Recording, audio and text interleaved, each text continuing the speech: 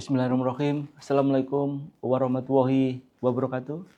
Selamat pagi dan salam sejahtera untuk kita semua. Yang kami hormati pimpinan pusat Nasihatul Aisyah, narasumber dan para undangan serta hadirin semua. Pertama-tama, marilah kita panjatkan puji syukur yang sedalam-dalamnya kehadirat Allah Subhanahu wa taala yang telah memberikan rahmat, taufik dan hidayahnya, juga nikmat sehat, umur panjang serta kesempatan kepada kita untuk dapat menghadiri acara Green Naisiyah tanpa ada halangan apapun. Mudah-mudahan kita dapat mensyukuri nikmat-nikmat yang ada dengan meningkatkan ketakwaan kepada Allah Subhanahu wa taala. Salawat dan salam semoga tercurah kepada junjungan kita Nabi besar, Nabi agung, Nabi kita Muhammad SAW sebagai panutan dan suri teladan kita. Begitu pula pada keluarga dan sahabatnya, serta yang mengikuti beliau dengan baik hingga akhir zaman. Bapak, Ibu, dan hadirin yang saya hormati, dalam Al-Quran terdapat banyak ayat yang menekankan pentingnya menjaga alam semesta dan makhluk hidup di dalamnya. Allah Subhanahu wa taala menciptakan alam semesta ini dengan keseimbangan yang sempurna, dan umat muslim diperintahkan untuk bertindak sebagai khalifah di bumi ini, khalifatul lil ardh. Dalam Al-Quran, surat Al-Baqarah ayat 60, Allah Subhanahu wa taala berfirman yang artinya kurang lebih, makan dan minumlah dari rezeki yang diberikan Allah, dan janganlah kamu melakukan kejahatan di bumi dengan berbuat kerusakan. Bumi beserta isinya Allah ciptakan untuk manusia, dan kita diberi amanat untuk memanfaatkannya dengan sebaik-baiknya. Begitu besar dan banyak nikmat Allah untuk manusia. Namun itu semua jangan membuat manusia lupa akan kebesaran Allah Subhanahu wa taala. Bapak, Ibu, dan hadirin yang saya hormati, air, tanah, hutan, dan segala bentuk kehidupan di dalamnya merupakan anugerah Allah yang harus kita jaga dan kita perlakukan dengan sangat penuh tanggung jawab. Umat muslim diajarkan untuk tidak berlebihan dalam penggunaan sumber daya alam, menghindari pemborosan, dan melakukan praktek-praktek yang dapat merusak lingkungan. Allah Subhanahu wa taala telah melarang perbuatan merusak lingkungan hidup karena bisa membahayakan kehidupan manusia di muka bumi ini. Oleh karena itu, manusia tidak boleh semena-mena mengeksplorasi alam, mengeksploitasi alam tanpa memikirkan akibat yang akan muncul di kemudian hari. Dalam Al-Quran, surah ayat 30, Allah Subhanahu wa taala berfirman yang artinya kurang lebih, dan musibah apapun yang menimpa kamu, kapan dan dimanapun, adalah disebabkan oleh perbuatan tanganmu sendiri. Bapak, Ibu, dan hadirin yang kami hormati, dunia saat ini dihadapan pada persoalan triple planetary crisis. Krisis yang dihadapi secara bersamaan yang meliputi ancaman perubahan iklim, polusi, dan hilangnya keanekaragaman hayati yang saat ini menjadi ancaman serius bagi kehidupan kita semua, makhluk hidup dan ekosistemnya, tidak terkecuali di Indonesia ini. Jika hal ini tidak diatasi dengan cepat dan benar, akan berpengaruh langsung kepada kehidupan manusia dan lingkungan hidup. Krisis iklim menjadi ancaman yang serius. Peningkatan emisi gas rumah kaca dapat mempengaruhi dan mempercepat perubahan iklim. Krisis polusi, baik di tanah, air, dan udara yang disebabkan oleh pengelolaan lingkungan yang tidak benar akan mencemari lingkungan dan menimbulkan permasalahan kesehatan. Hilangnya keanekaragaman hayati menyebabkan punahnya spesies secara masif yang merugikan keseimbangan ekosistem dan mengancam ketahanan pangan global. Konsekuensi dari 3 krisis tersebut sangatlah besar bagi umat manusia. Bapak, Ibu, dan hadirin yang saya hormati, setelah era industrialisasi, isu perubahan iklim menjadi isu utama terkait dengan lingkungan hidup. Perubahan iklim memiliki efek jangka panjang yang cukup serius untuk mempengaruhi kelangsungan hidup manusia dan lingkungannya.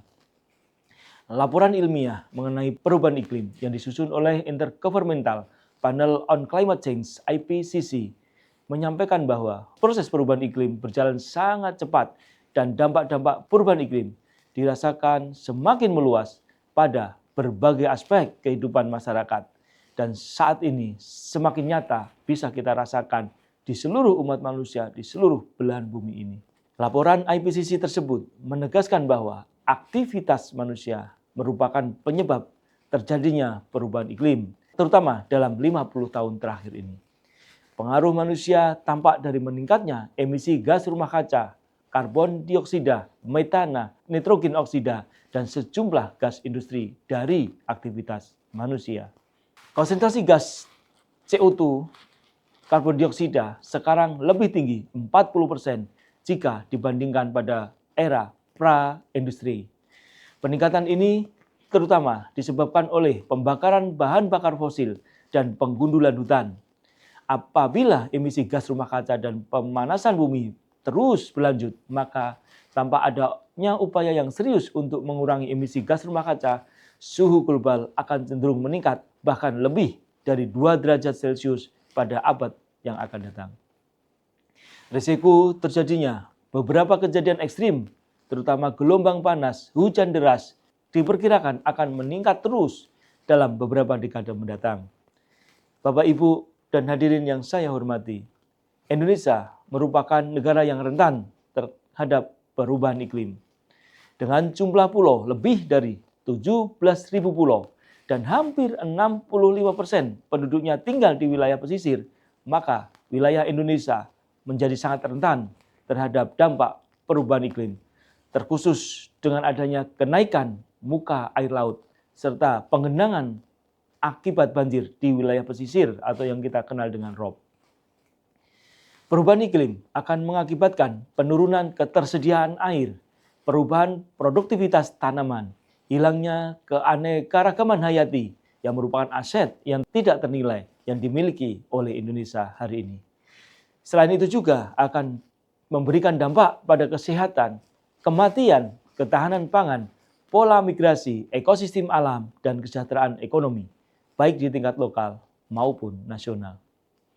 Bapak, Ibu, dan hadirin yang saya hormati, perkembangan negosiasi di tingkat internasional mengenai isu perubahan iklim ditandai dengan lahirnya dokumen kesepakatan bersama Paris Agreement atau yang lebih dikenal dengan Persetujuan Paris yang memuat kesepakatan bangsa-bangsa di dunia untuk bersama-sama menekan kenaikan suhu di permukaan bumi tidak lebih dari 2 derajat Celcius dari masa pra-industrialisasi dan mengupayakan terus langkah-langkah untuk lebih menekan kenaikan suhu permukaan global hingga 1,5 derajat Celcius.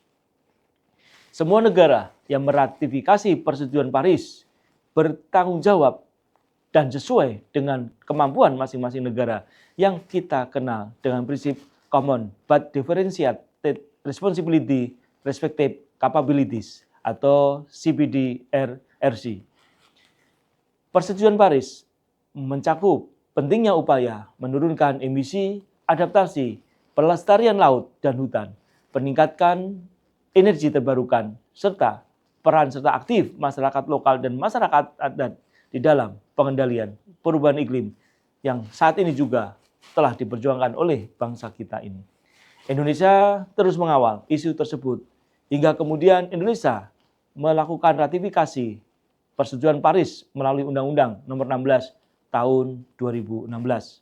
Sebagai bagian dari implementasi Persetujuan Paris tersebut, pemerintah Indonesia telah menyampaikan dokumen Nationally Determined Contribution yang merupakan dokumen komitmen nasional bagi penanganan perubahan iklim global dalam rangka mencapai Persetujuan Paris atas Konvensi Kerangka Kerja Perserikatan Bangsa-Bangsa mengenai perubahan iklim.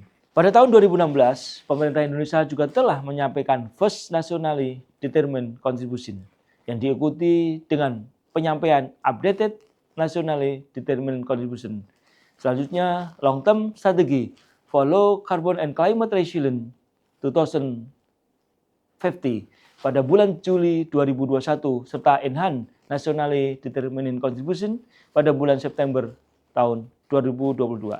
Target pengurangan emisi gas rumah kaca Enhanced Nationally Determined Contribution untuk 5 sektor pada skenario countermeasure 1 dari business as usual sampai tahun 2030 sebesar 31,89% dengan upaya sendiri dan 43,20% dengan dukungan internasional.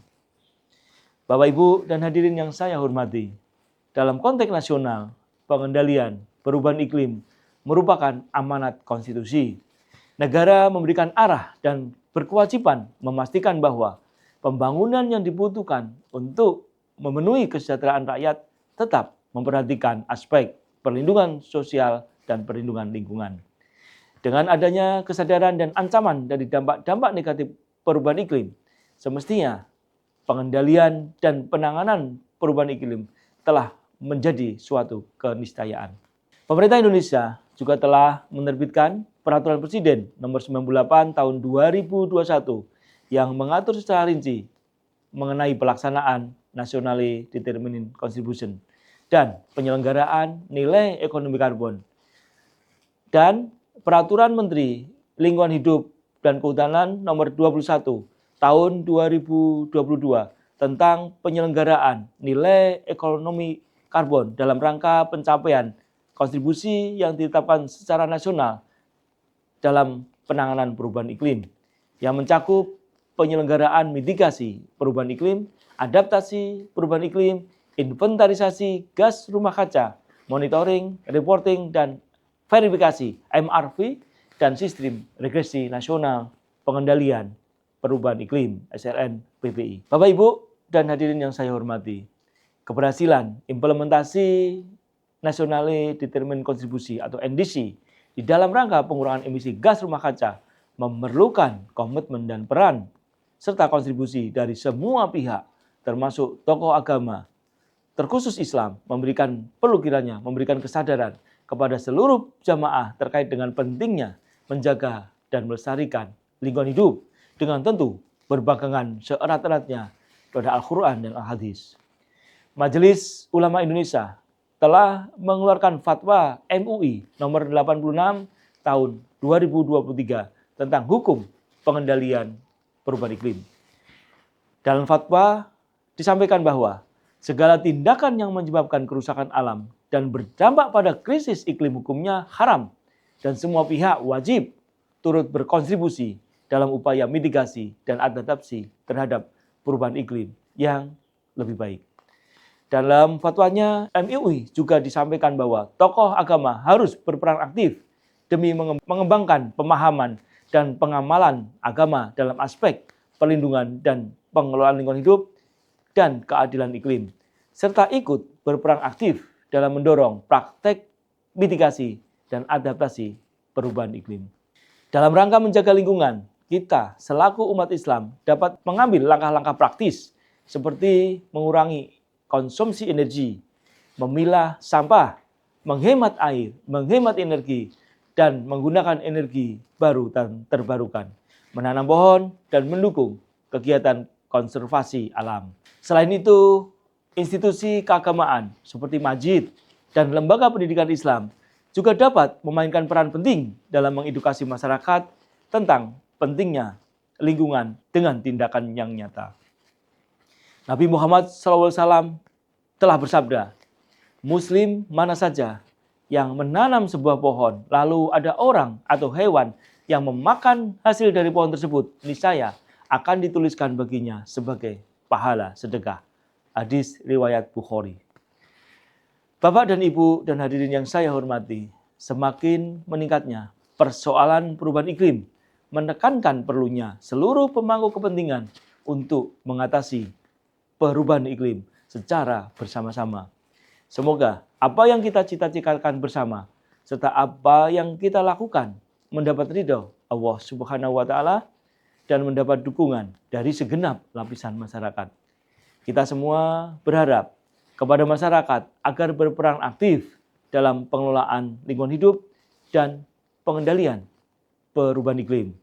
Semoga Allah Subhanahu wa taala senantiasa memberikan tuntunan dan petunjuknya agar kita dapat melaksanakan dengan ikhlas. Amin ya Rabbal Alamin. Pada akhirnya, saya mengharap acara ini dapat memberikan manfaat yang sebesar-besarnya bagi upaya kita untuk bersama-sama menyelamatkan bumi akibat perubahan iklim. Wabillahi taufiq wal hidayah. Wassalamualaikum warahmatullahi wabarakatuh.